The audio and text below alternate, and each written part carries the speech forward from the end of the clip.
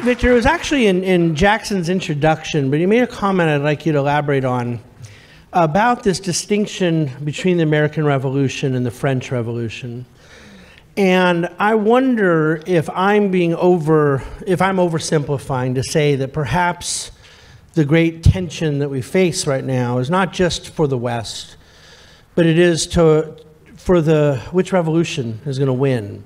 Are we dealing in the social unrest with the principles of Rousseau and Voltaire versus those of us who are sons and daughters of the American Revolution? I think there's a historical context to the question and an ideological one. I wonder if you'd comment on that. We have to remember that our revolution, there had never been a revolution like it before or since. It was not a holistic revolution as we usually term it. It was a political revolution to allow people to have consensual government, taxation without representation, but the operative word was liberty and freedom, limited government. Nobody had ever done that before. The French Revolution that occurred roughly a decade later was very different in two ways.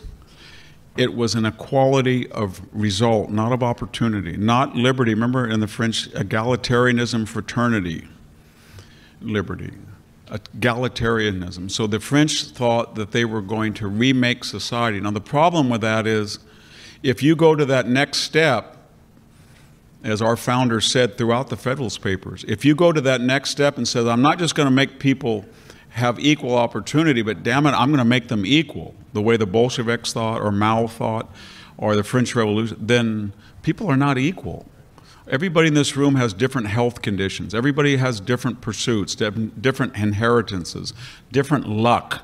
And if I want to make you all equal, I have to do it on the back end with a level of coercion. And I have to say, I'm going to take you're worth 100 million, and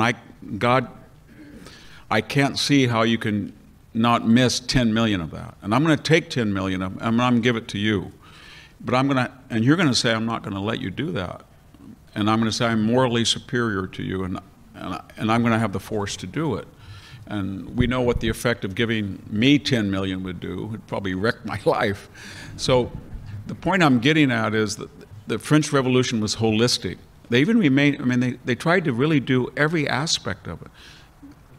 1791 became year zero. The days of the month were changed. The days of the week were lengthened from 7 to 10 days. They destroyed the monastery. They killed over 40,000 nuns and monks. The Jacobins, the idea, they put a statue, and they worshiped what? The god reason. The supreme deity was not religious in nature. It was the intellect, supposedly. So it was an effort, 360 degrees. Does this sound familiar, what we're trying to do now? We're going to change every single language. We're going to tear down monuments. This is exactly what the French did. Tear down monuments, change it. I'm at Stanford, and I think Father Serra was a heroic individual if you actually read about his life, given the conditions of founding mission. So I looked out of my window one day, and I saw a guy taking down the Serra Plaza right out. They named it. And then they just took David Jordan, first president, renamed the hall. And I said to a student, well, why don't you go the full thing and get rid of Stanford? He said more things that you would call racist about Asians than Father. Oh, no, we can't do that. See, so it's opportunistic. Nobody wants to graduate from Chumash University.